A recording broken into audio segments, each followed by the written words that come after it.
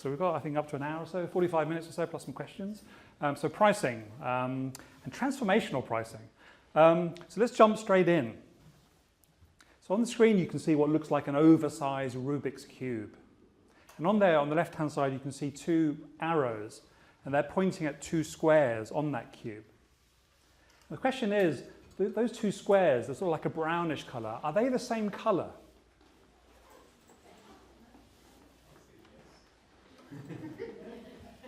Some people are shaking their heads. I heard a yes, I heard a few no's. A lot of people shaking their heads. Do these two look the same color to you? No. Okay. So if I take away the background, on the right-hand side, do these now look like the same color? Yes. But are these two colors the same as these two colors? No, they're not. Okay, maybe I've done a bit of Photoshop, have I? Okay, so what I'm going to do is I'm going to mask off the background from the left-hand square, or the left-hand cube, I should say. So what I'd like you to do is keep your eye on these two brown squares, particularly the bottom one. And so I'm going to mask off all the areas around it. And at some point, something might happen. Did it happen for you? Suddenly those two colors became the same? Yeah. Let me bring back the original, just to underline the point. So bringing back the original on the right-hand side, these two colors are in fact exactly the same as these two colors. So what's going on here? So this is an optical illusion, but it's a really important lesson for us in pricing. Because as human beings, we are not independently calibrated to gauge price, nor value, in fact. So what we do as human beings is we look for reference points, we look for context, we look for background, we look at our decision-making landscape in order to arrive at that decision about what is the value. In exactly the same way as we look at this, and the value here looks very different because of the background and the context. So bear this in mind whenever we think about pricing. There is no absolute calibration. People use reference points, the landscape, the context, to make that judgment. So thank you very much, Terry, for your introduction. So I'm absolutely David Falzani, a professor of practice here at Nottingham University Business School. Been engaged with Nottingham one way or another for 12 years, I think. So I have spent the last 25 years or so either starting or co-founding businesses, or building and growing businesses, or helping others do the same. And I've been very fortunate that I've also been engaged as a trainer. So I've trained over 700 high-growth businesses through the Goldman Sachs 10,000 program at Oxford University Said Business School. And I've trained over 1,000 entrepreneur scientists through various programs at the Royal Academy of Engineering. So I've been very fortunate. I've enjoyed doing that very much. Then working with all these companies, I've noticed some interesting things. And one of the things I've noticed is that one of the most common errors I see for early stage, high growth, or would-be high growth businesses is underpricing. For me, it's the number one error. Now, there's various reasons that happens, but some of it's to do with cognitive bias, but I've seen three main drivers for that underpricing behavior. The first one is lack of confidence in the value proposition. Now, the value proposition is the thing that you do that customers value so much they're willing to give you money for it, and it's some way different to your competitors and maybe hopefully better in some aspects.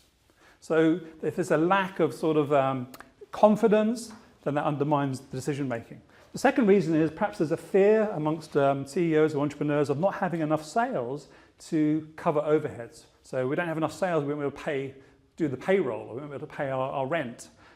So they believe in some sort of elasticity. So if we keep our price lower, we're more likely to get sales and then we can pay our bills. And then the third reason is the irregular setting of prices in both sense. Irregular in terms of frequency, so not doing it often enough. A lot of businesses do it once, forever, or they do it once every few years. And I think it's something that should be reviewed either monthly or quarterly for all businesses of all sizes. But also the method used as well, where a lot of people are using incorrect methodologies. So 11 years ago, we did a growth program here with the businesses in the East Midlands here at Nottingham. And I wanted to come up with a way of helping companies get rid of that emotional baggage. And so a provocative challenge was formulated, which was this. Can you test what happens in the market if you actually double your price? Now, to my delight, some of the companies went off and did this. They actually doubled their prices. They came back and reported. And everyone who ran that experiment they all discovered something really interesting about their customers. And I'll talk about how to do the experiment. But one business in particular that was engaged with us at Nottingham, they were a services company and they'd been growing across the East Midlands. And they said, okay, for all new business that we book in the London area, so within the M25 circular motorway around London, we're going to double our prices. And that was a market they wanted to get into. They hadn't really done very much. So they doubled all their prices for London. And to their astonishment, it made no difference to their conversion rate from leads to sales. But of course, it increased their margins eightfold, increased their profits eightfold, and they could reinvest back in the business. What did they learn? I said you learned something very interesting from this experiment. What they learned was that they had been seen as being too cheap by many of the premium customers that they should have been targeting. And they're really appealing to the bottom-feeding, kind of very price-conscious customers. And so by doubling their price, they suddenly became eligible for a whole tier of customers who had regarded them as being too cheap and therefore not very good. And they found that they'd been also chronically underpricing across the rest of the country. Now, they didn't double their prices, but they went up progressively in stages. And they found that this was part of their journey in development, this access to more premium customers going up the value ladder. So let's do a quick intro then to pricing. So traditional pricing tends to be based on a couple of techniques. Many people use these two techniques, and both have issues associated with them. So the first one is cost-plus pricing. Cost-plus, so you have a cost, you add something to it. That's okay if you really know the costs. So do you really know the costs? Is that accurate? And also, do the costs change with respect to volume or with respect to time? That's also problematic as well. So cost plus has various issues to do with it, which I'll talk about in a moment in a little bit more detail. And the other one is competition-based pricing, so flagging or pegging your pricing to your competitors. The problem with that is perhaps you're signalling to the market that you're the same as the competition. You're just a me too. There's no real differentiation there. Also, more sort of fundamentally, why do the competitors price at that level? If you're copying their pricing strategy, what's to say that that's the correct price point? How do they arrive at that price point? So there's some fundamental problems with each of those approaches. So if those are the two most common approaches, we're going to review those and then talk about how we should price. But let's answer one question before that, which is why is this important? Why are we here? Why is pricing so important? So I'm going to ask you an unfair question. I know it's unfair.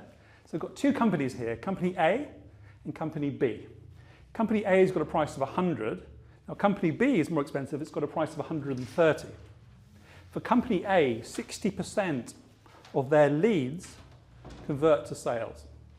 Now, Company B, perhaps because of that higher price, only 40% of their leads convert to sales. So they have a lower conversion rate. Which company is more profitable, do you think? I think Company A. Company A? Anyone else? Depends on their costing. Taking average margins, and I'll show you the workings in a moment, taking average national margins for gross profit and for operating costs. Anyone going to be brave? So what was that, an A? A B? So good? B, okay. Anyone else? Anyone else going to?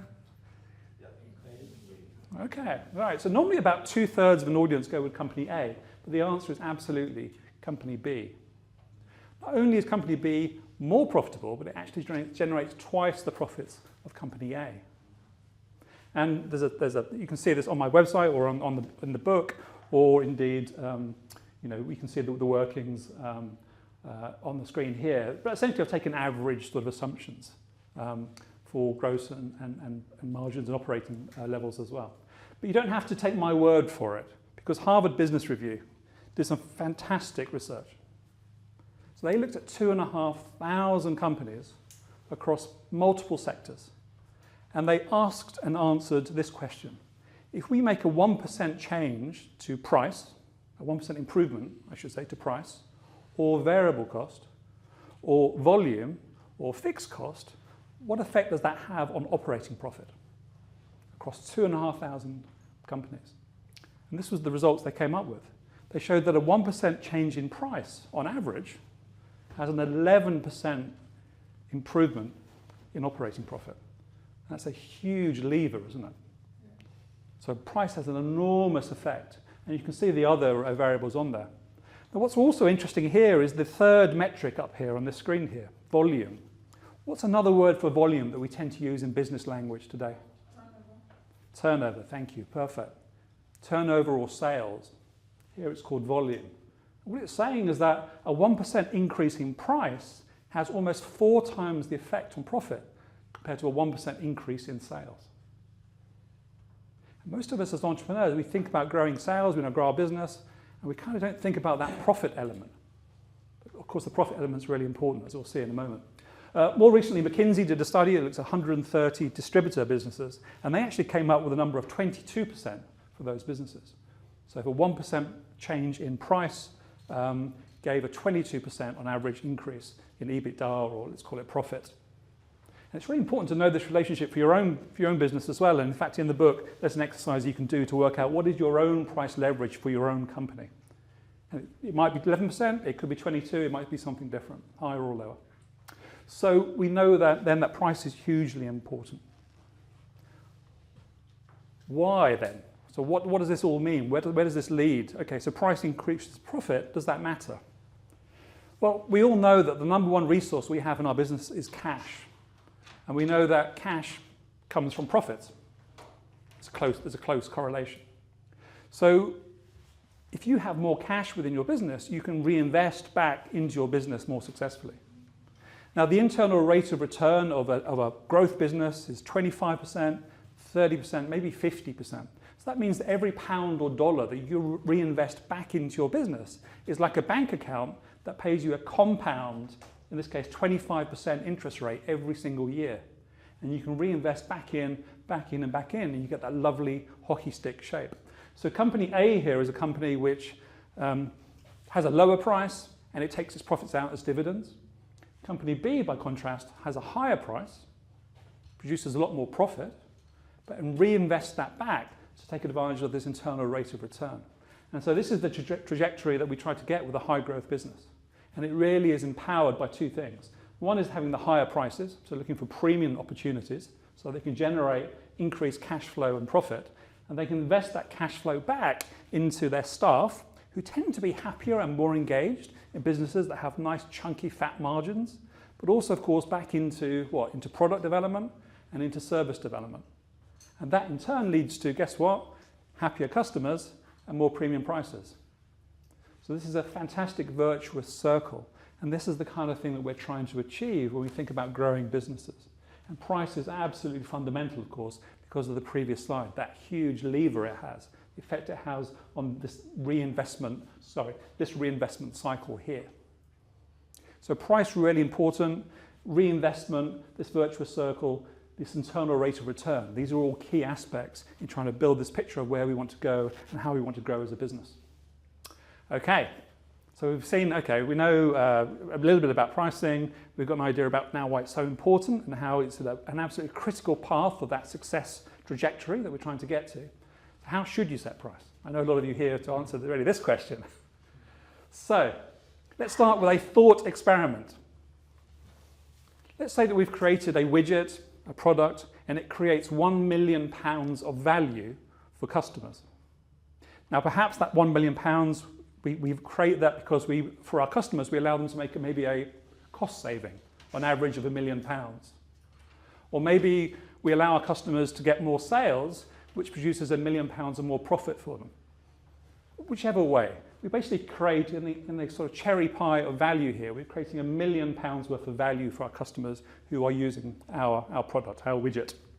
There are no competitors, fantastic. There are no substitutes, marvelous. So what price should we charge the customer? 500,000. Oh, I like that answer very much. 500,000 over here, so that's interesting, okay. Yeah. So you've done a sort of split, meet in the middle kind of approach there. So you're saying we've got £1 million here, so we're going to take half of it for us and allow the customers to have half. That's very good. Okay. Anyone else? 999. Scope out what they're willing to pay. So that's a very good, a very commercially aware answer. Anyone else? 999. 999,000 and 99. 99.99? Yeah, in a rational world, you could offer them the tiniest little sliver of cake, couldn't you? In the rational world, if there's no transaction cost, there's no effort required, they might still buy it. But I like the 50% or the 500,000 kind of answer because it's kind of like an equilibrium there and there's kind of a feeling about, we're doing well and you're doing as well.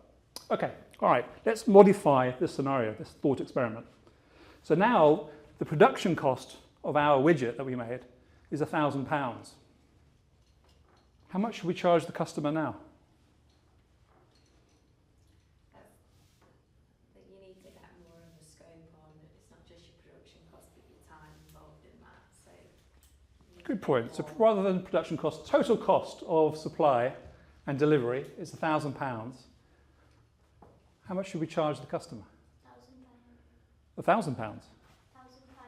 1,500. Wow. Okay. All right. Still 500,000. It's still 500,000. It doesn't change anything, does it? The production cost is irrelevant. You've created £1 million of value here for the customer. You want to take a slice for yourself.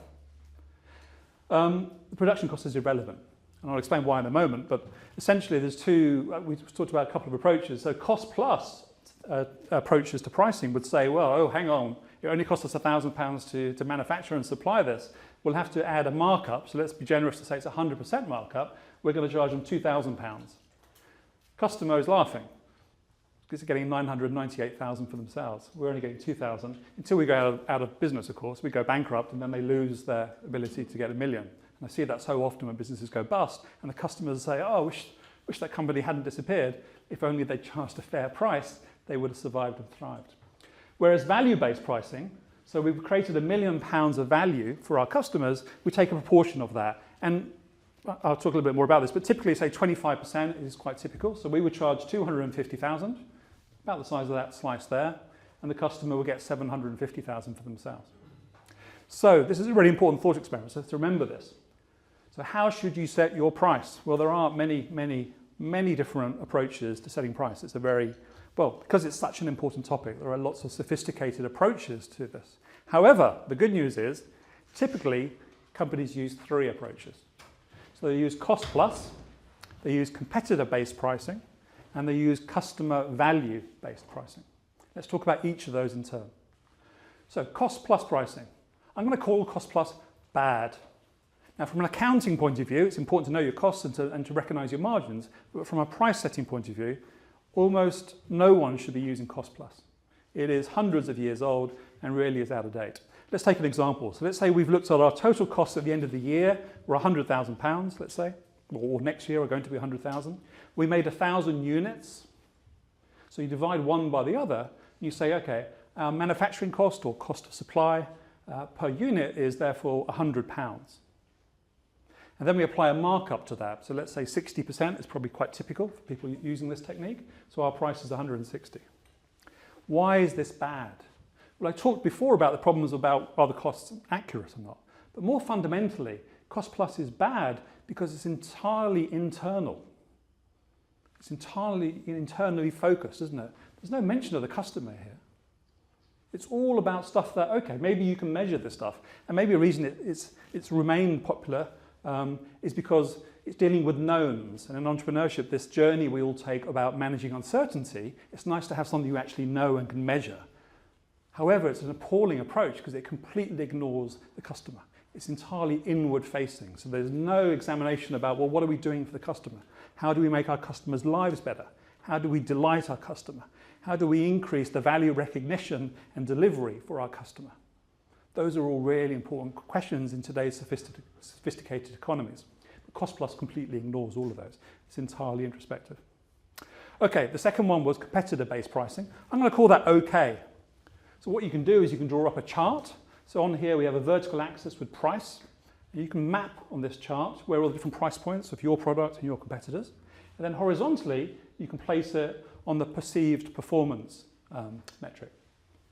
Note the introduction of the word perceived, because perception is much more important than reality in many cases. So you can do this scattergram, and this is something that you should all do. Every company should do this. This is an important exercise to do in any case. And you can use the placement of your company on this chart here, on this graph. You can say basically, well, where is our market relative performance compared to value? So it's an important thing to do. And it's certainly a lot better if you use this solely to drive your pricing decisions. It's a lot better than cost plus because at least you're thinking about competitors now. There's a market element. However, be careful. What I see companies doing is this. They say, well, our product is just as good as our competitor's product or service. So if we price ourselves, say, 5% below them, all the prospective customers will come to us and we'll get lots of their business because we're as good as they are and we're 5% cheaper. What's the problem with that? The problem is what the customer hears. The customer hears something very different from the price reduction. The customer says, well, the best offering is only 5% more expensive. Let's not cut corners. Let's spend the extra 5% and get the best. And unfortunately, the company that did the 5% discount, how much does that reduce their profits by? A lot more than that. What's the figure? 50%. Yeah, so we said 11% on average, right? So a massive 55% reduction in profits because they're giving that 5% discount. Do they realize this? No. Working with many SMEs, they almost never realize the effect this kind of discounting has. Not to mention this kind of positioning and this message that customers get from them. Okay, but as I say, really important to do this exercise, really important to understand because this is all part of your customer. The customer sees the same picture basically, so it's an important insight. So cost plus, bad, competitor-based, better. Value-based pricing is the one that I'm really here to be an exponent of. So for me, it's the best approach, and the approach is exactly like the widget, really, we talked about earlier. So you calculate the total value generated for your customer.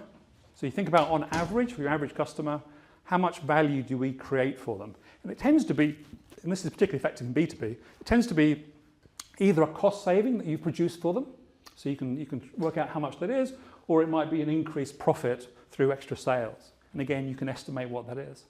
And then typically in B2B, once you've calculated how big that cherry pie value is, you take between 15 and 25% of that as your price. That's the typical proportions that people use in pricing as a service or consulting or pricing. So you work out how big the pie is and you take 15 to 25% as your price. So the reason that this is such a great approach is that it's all looking at the customer, isn't it? And again, the more you can understand your customer, the more you're able to delight your customer, make their lives better, deliver value, because you understand much more about how that value is derived and how to then make it better and augment it. So, value-based pricing, the best approach. Let's rethink some of the main areas of pricing, because pricing is a really dynamic and interesting field. I mentioned earlier on some cognitive biases, and some of the psychology of pricing is really important as well. So hopefully everyone is comfortable with this approach, supplemented by this sort of competitor-based view. Okay, all right. So let's rethink it. So we talked about this scattergram. I said that everyone should do this. So on the vertical axis we have price, and on the horizontal we have perceived performance. And you can do this analysis for any category you want to do it for. And you can think about, well, where do the different elements, different products, services, different competitors, where do they sit on this fabulous graph here? Typically you see this kind of relationship when you do this. So there's this kind of, it doesn't have to be 45 degrees, but essentially, basically the more the performance is, the higher the price. So you have this kind of linear relationship here. What's interesting is that when you actually do some real in-depth analysis of this kind of approach for these sort of categories, you actually come up with an interesting conclusion. The conclusion is that all of these products are actually identical. Functionally, in terms of their ingredients, their chemistry, what they do, they're all identical, despite these enormous differences in pricing. So you can do this with soap products, and I've gone through and I've looked at all the active ingredients of different types of soap. They're all identical. They all do exactly the same job. It might look different, the packaging might be different, the branding might be different, but they're all identical from a functional point of view and a chemistry point of view. Cosmetics are the same. They all have basically the same ingredients, they're all doing the same job. Clothes. I started a clothing industry, an internet clothing company rather, in 1999, one of the first internet apparel companies. And I saw our products being made in the same factories, on the same machines, with the same workers and the same fabrics as so-called designer clothing that was selling at 3 times the price. The only difference was the brand label at the back of the garment. So this is very common in clothing. They're all identical. Painkillers, identical, sold at vastly different price points. Let me give you a couple of examples. Water, this is one of my favourites. So table water. So I went to my local supermarket and I said, well, let's look at all the different types of water available. And I worked out the price per litre, so price per unit volume of the water.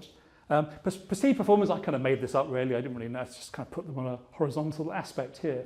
What's interesting is there's a 625% ratio between the cheapest and most expensive table water in my local supermarket.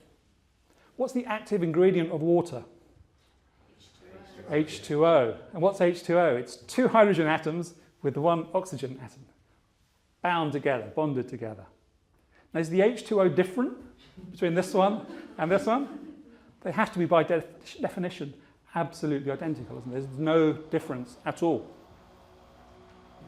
So how do we... From a functional point of view, if water's there to hydrate you, the H2O is all equivalent. Where there is a big difference, of course, is where? In the branding and in the packaging. Yeah.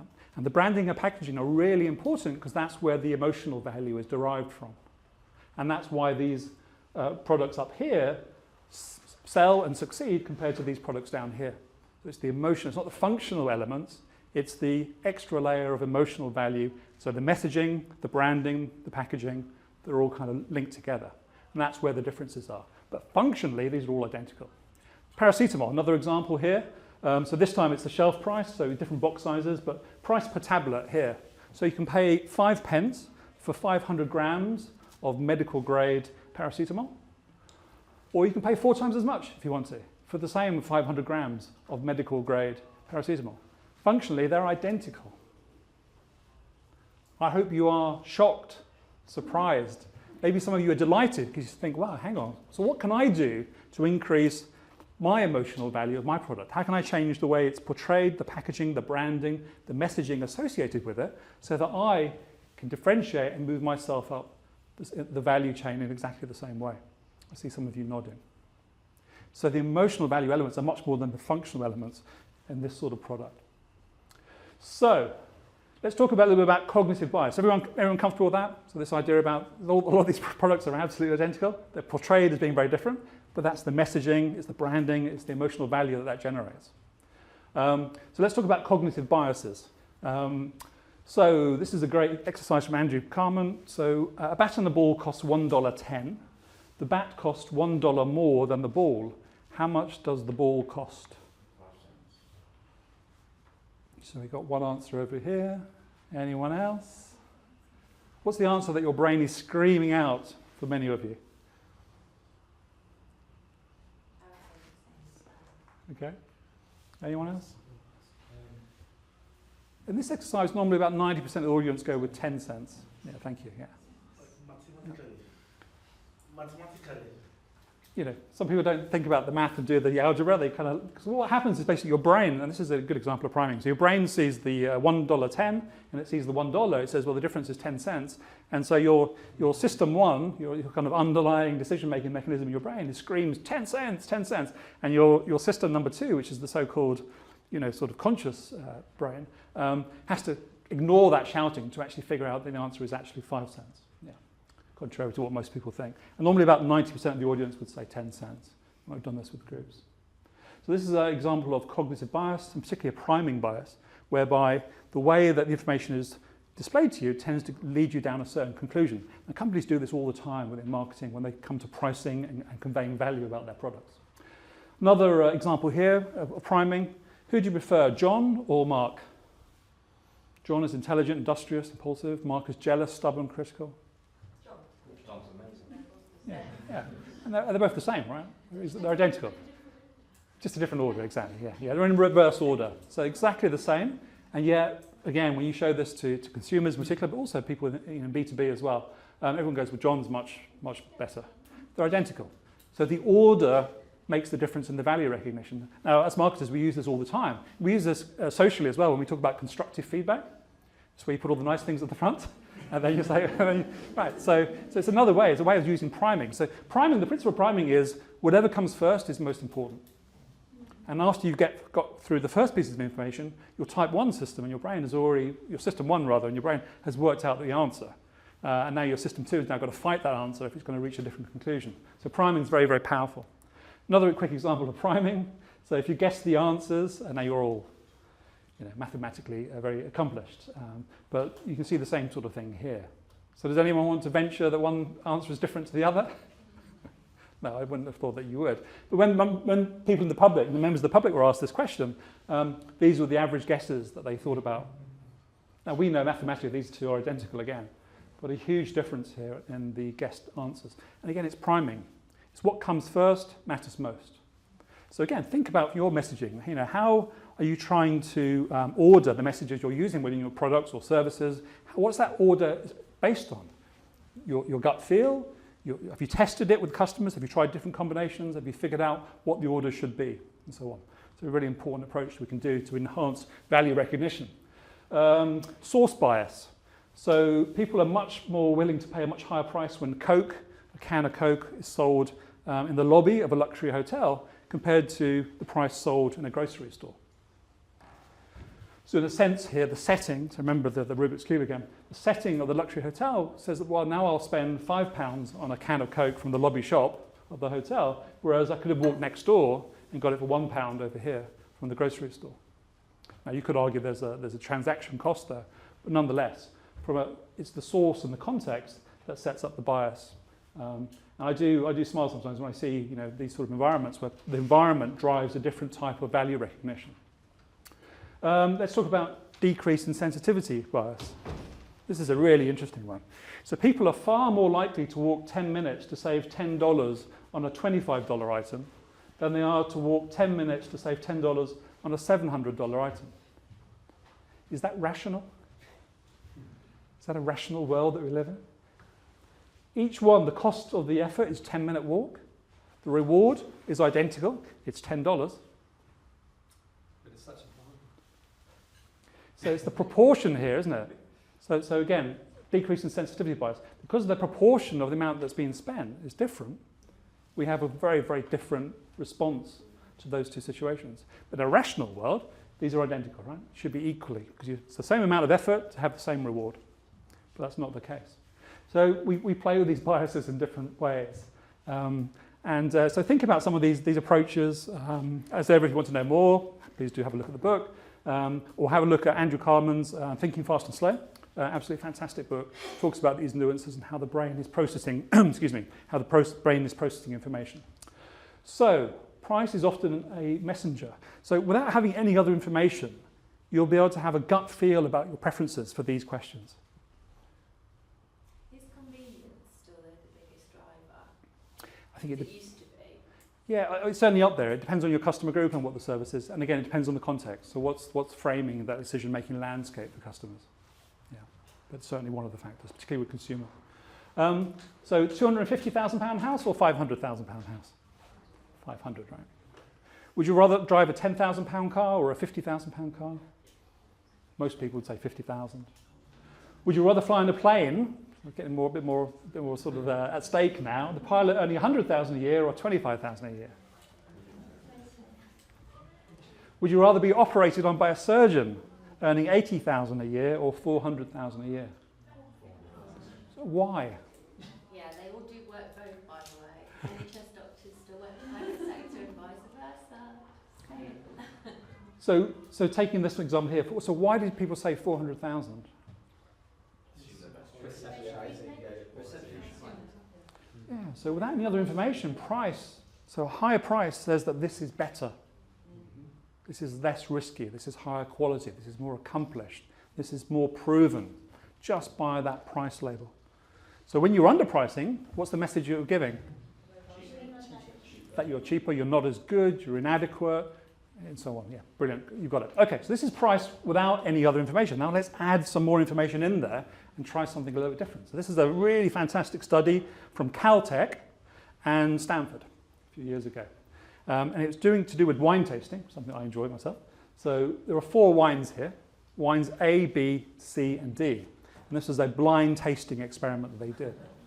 So unknown to the subjects, wine A and B were actually the identical wine. They were the same wine. And wines C and D were actually the same wine. So physically there were only 2 wines here, but they were told that there were 4 wines. So they were told that wine A was a $5 bottle of wine. And it got a certain liking score. So it tasted, the feedback, does this type of wine taste good or not? This was the score it received here, about 2.5. And then they were given the same wine, but they were told this is a $45 wine. It's the same wine. It got a score twice as high, about 3.5. But how many glasses have they drunk at this? Small amount. It's a very. You pay for better when you 3 glasses. It was a small amount of wine, but it's a very good point. Cognitive impairment, yes, indeed. So these two are the same wine, but twice the score of how much they enjoyed the wine when they were told that it was the same wine, but they were told it was a higher price point. They thought it was a different wine. Wine C and D were the same, but wine C they were told it was a $10 bottle of wine. Wine D, they were told it was a $90 bottle of wine. And again, the feedback scores roughly twice as high when the wine was told at a higher price. Now, the actual prices of the wines were where the dots were. So the first two was actually a $5 wine, and the last two actually of the $90 wine was the real price. So when the same wine was tasted, but with a higher price tag, the feedback was it tasted better.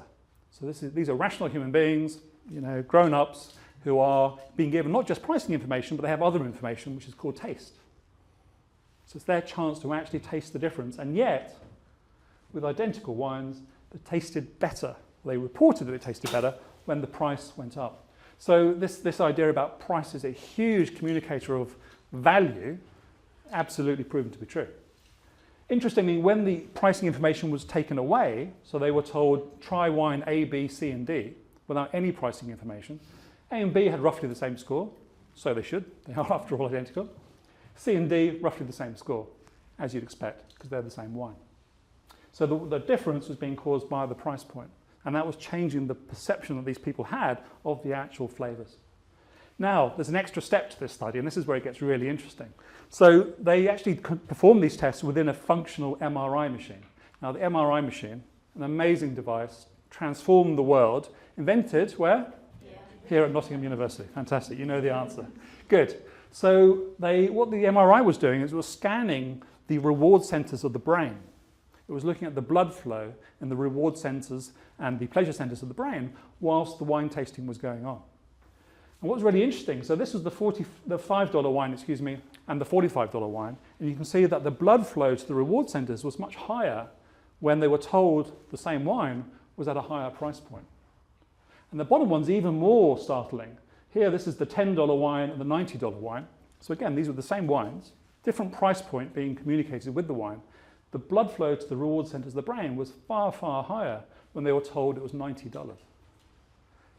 This is an amazing result, isn't it? Because, okay, we can think, well, all right, if you tell people it's more expensive, they say it tasted better, okay, I can get that. But now they're actually receiving more physical reward from the same product when they're told it's at a higher price point. What's the corollary from this? What's the kind of conclusion? Well, it seems to suggest that people people receive more physical reward the more they spend.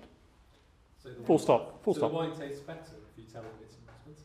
The wine tastes better when you tell them it's more expensive, and they receive more physical reward. They actually get more reward in their brain and the mechanism. So this is really interesting, isn't it? So we talked about kind of how irrational people would be. But here we've come full circle. There's almost a sense of rationality now because they said it tasted better, but they actually did get more reward from it. But from a company point of view, we think, well, we can change that price, can't we? We can set our own prices. So think about these sort of relationships when you think about, well, what are you messaging your customers? How are you thinking about how to improve your overall offering? People choose on value, not value for money. This is a really, really interesting and a very, very important item. What do I mean by that? So let's take a choice of a laptop. Let's say we've got 3 laptops we can choose from, a $300, a $1,000 and a $3,000 laptop. Which offers the best value for money? Well, maybe I can come up with some criteria about the different laptops. So, can they do word processing and so on? Maybe the most important ones for the higher end are perhaps things like, does it have good speakers? I can watch movies. Is the battery life good? Does it weigh, very little? So I can come up with my criteria and I can score my 3 different options here. And I can put them up on a chart. Now, the exact scores don't really matter, but you can see the kind of approach here. So which one's a better value laptop? Can we tell? Yeah, so this analysis gives us some information, but of course, from a value for money point of view, it's much more interesting to think about, well, what's the change in value from one to the other? So if we go from no laptop to the $400 laptop, we get 22 points of value delivered. If we go from $400 to a $1,000 laptop, you only get an extra 3 points. And then when we go to the super premium laptop, we only get an additional 2 points. So what's the best value for money laptop? The 400 one, yeah, absolutely. And yet, when we think about the UK laptop market, what's the best-selling laptop in the UK? What are the MacBooks, MacBook Pro, Apple products. They're the most expensive. So people don't buy for value for money, they buy for value. Because if it was value for money, then the lower priced items in the market would dominate. They would all be the category leaders. And the opposite is true. So what does that mean? How can we encompass it? So research shows, as I said, people aren't really able to judge value for money, despite the fact they think they are judging, or think they can. So they don't choose the most bangs per buck in any category, in an objective sense. Instead, what they do, this is a really important statement, they choose the most personally rewarding option at a price they can afford. And then they persuade themselves that that's the best value for money.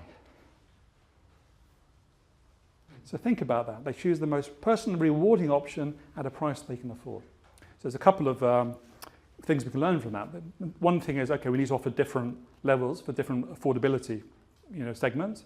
And then we think about, well, how do we get things to be rewarding for people? How can we get them to rate and analyze and reach decisions about what that really means? So this is for B2B and B2C. I know some of you thinking about the widget calculation think, well, how do I do that for B2C? But this is certainly you can do for both. And in particular for business leaders, so that's you folks, this means finding out what value means to your customer. This is your mission. This is one of the top 3 perhaps things for you to figure out. What does value really mean for our customers? Because if I understand that, then I can drive our business forward. I can deliver enhanced value for my clients, customers, and all those other things I talked about earlier on. Okay. So I said, so what does value mean to your customer? So I asked that question. So McKinsey did one answer to that question, and it said, well, actually, it's not price often. So this was a study McKinsey published for 130 the customers of 130 B2B distributors, and asked them, well, how do you choose your suppliers, your distributors? What's the important criteria? And actually, it was range of products was the highest, then product availability, then it was customer service, then it was the sales rep relationship, then it was the next day delivery, and then pricing was down here. Was that number 6? Only the 6th most important criteria was the price. And yet, if I'd asked the room, to guess what it might have been, many of you probably said, well, I'd probably choose price is really important, isn't it, in distribution? And actually, it's only number 6. So really important to figure out what is that, where does it sit with your customers? And you can almost categorize products into A, B, and C class. A plus products, so in A, products are under a lot of scrutiny. There may be really formal, really intensive procurement processes that really look at every aspect, including price. B, less so, and then C category, not really looked at all. And obviously, as you go down that list, there's an increasing ability for companies to think about different ways of adding value, about increasing prices and so on.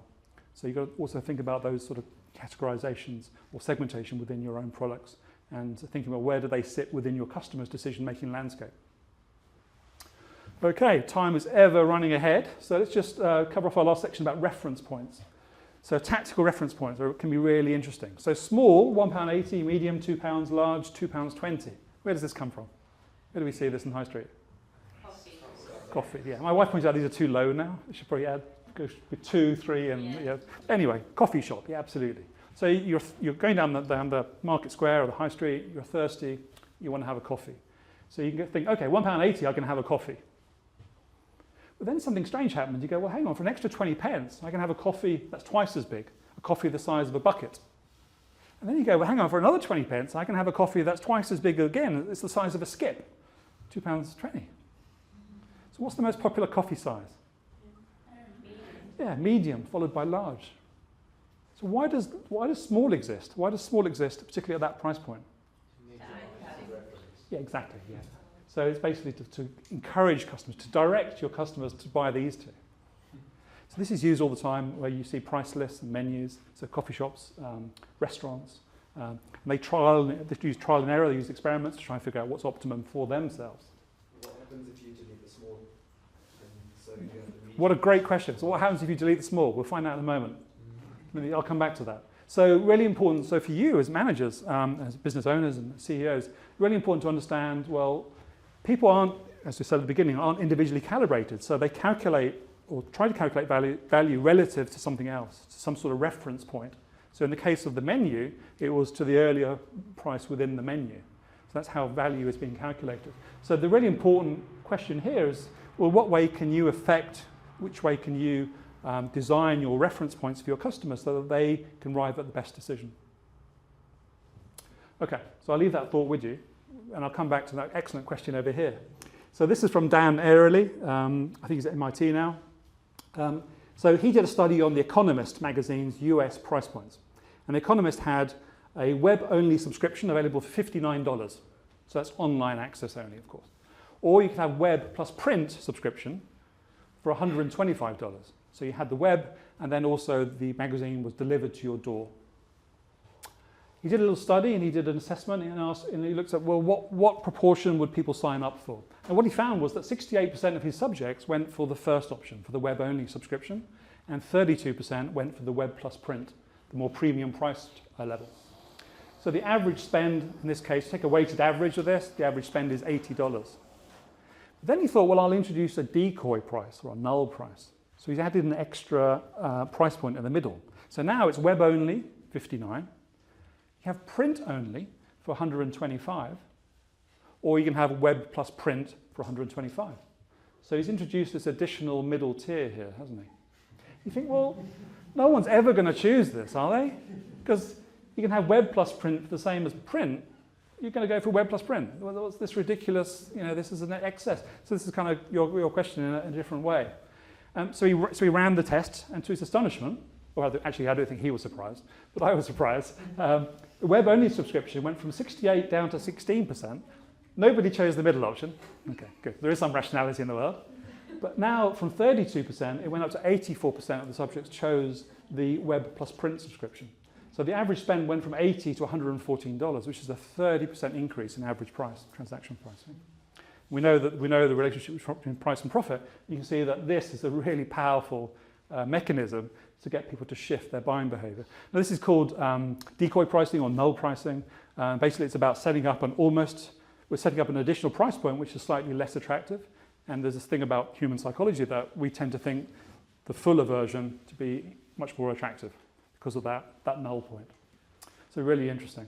That kind of answers the excellent point you made earlier on. So yeah, thank you for that.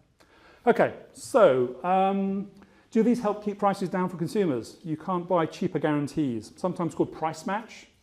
So basically a company says, if you can find our product for sale cheaper somewhere else, we will match that price for you. Price match. John Lewis used to do it. You see it quite a lot in the USA. Basically saying to customers, you find it cheaper, we'll match that price. Is that good? Does that keep prices down for consumers? No, but I think it creates loyalty in that you think as a consumer, well, I don't have to put any effort in here in terms of they will, if I did find it, I'm not losing out effectively, so I may as well just stick with them. Okay. Air miles, so you fly with one or two airlines, you get miles which you can then use to get free flights. Is that good? Do you think that helps keep prices down? It creates loyalty. Creates loyalty, okay. Loyalty cards, they create loyalty. Do you think they keep prices down? No. Yeah. All of these are techniques that have been designed to avoid price competition. So all of these exist to keep prices higher for consumers. The price match, you can't buy cheaper guarantees. So under law, you can't collude with your competitors on price. You can't price fix. You go to jail. So companies have come up with alternative strategies to avoid price competition because, as we see, if we're in a price competitive environment, we lose money really easily. It's really such a big lever. So this type of guarantee, price match, is a form of strategic signaling or commercial signaling. This isn't actually directed to you as consumers. This is a message to other retailers to say, there's no point underpricing us. Because if you do, we'll just match you. So it's a bit of game theory, really. But the overall effect is everyone keeps their prices higher. Air miles, same thing. By giving an alternative reward, or perceived reward to people, people don't price shop so much because they only use one or maybe two airlines rather than looking at the full gamut, and that reduces their ability to price shop, keeps prices higher. Loyalty cards are the same, exactly the same thing. You're locked in with one or two retailers, it avoids price shopping. Prices on average are higher. It also has the additional benefit of giving them incredible market intelligence about your buying habits, which then they can use to cross-sell all kinds of other things to you. And so on and so on. I won't talk all about these. But these are all basically the opposite to how they might seem. Are they a good deal for consumers? That's a slightly different question. You could argue, yeah, they are because of loyalty aspects or different ones. But they definitely exist primarily to avoid price competition, because price competition is so devastating for most industries. Just a couple of slides left. So large corporates, travel firm Thomas Cook, anyone remember them? Ceased trading in 2019, left 600,000 customers stranded around the world. Final year of trading, their losses were 163 million. How much of a price rise do you think Thomas Cook could have put in place to allow them to break even? Probably not very much. Anyone want to guess? You got a feel? Yeah, we're probably not very far on. 1.7% in average transaction value or price would have done the trick, would enable them to be break even. BHS, 2014, 11,000 jobs at risk, huge pension fund deficit. I can only get their gross profit, I couldn't find their net profit position. They reported a loss of 887,000 at the gross profit level. What kind of increase in average price would have produced a break even at the gross profit level? 0.13%. And the point really I put this up is, to what extent was pricing discussed by the boards of directors of these corporates and other corporates today? Do they, every board meeting, do they review price? Do they ask sensible questions? Do they review it often enough? Do they delegate it to middle management, or does it have visibility at the highest level of the organisation? It's something I'm really interested in to think about. It seems to be one of those subjects that people are either terrified of, or they've kind of, perhaps, moved it into different parts of the organisation to think about. When, of course, it's so important that it should be absolutely on the tip of their tongue at every single meeting. Which brings me to the double your price experiment. So double your price. So the real challenge I set, the fuller description of it, is there a safe test that you can run?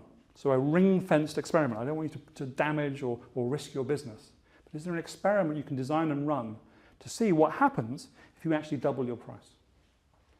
And there's some suggestions here of how you might do it. Maybe it's when entering a new market, and I gave you the example earlier on where that happened with London.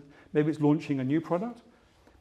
I've helped companies create a parallel product that is essentially the same to their existing products, except for the price is much higher and the messaging and the suite of associated communications with it are different. And just test the market out. And these are all relatively low risk ways of doing the actual experiment. So I set the same challenge for all of you. So is there a low risk, safe way that you can do this experiment with your own businesses? Or if you're unable to or unwilling to, there is the light version of double your price. That's a thought experiment. So imagine you're selling your product or service at twice the current price point. Now, sit down with your team, set this scenario, and say, okay, what must have happened in order for this scenario to be true? And this is a really fascinating thought experiment, because it forces everyone to think about, okay, so this outcome has happened. What's happened with the customer, with their value recognition, what's happened with the market, and it's just another way of getting the team to really think about customer value and whatever that means in the context of your business. So it's a fantastic thought experiment to do. And I won't go through all of these, but there are many other strategies for companies to use for price increases. Now, of course, if you want to know more, it's fortunate that someone wrote a book about it. And you can find out more about this, or I'm very happy, of course, at the questions to answer any questions about any of these different approaches. But the ones I wanted to flag for you was are towards the top. So think about this emotional value element, because I guarantee none of you are maximising the opportunity that today's sophisticated markets offer in terms of the emotional element. So beyond the functional elements, what are the emotional elements and layers that you can add to your product? Use pricing menus. Some people want to spend more, give them the opportunity to. So think about all these different things. So conclusions. So pricing is hugely important, but bizarrely widely underappreciated. And this virtuous circle about reinvestment is so important for an early stage business to really catapult you forward and grow. Price should ideally be linked to customer benefits. So value-based pricing, but with suitable reference to competitors and substitutes, because we want to be commercially aware, we want to know what's going on in the market. Humans are not as rational as they often think they are, but that's such an important question. How do your customers judge value? Which is not the same as value for money, remember. It's not the same. A large portion of value today is emotionally derived. Remember the water scattergram. The only difference between those 600% difference for the H2O molecule It was really about the messaging and the emotional value. And then the W price experiment can provide some step change insights. As I said, everyone that's come to me and said they've done this experiment has said we learned something really fascinating about our customers, about the market. And then W price from FT Publishing.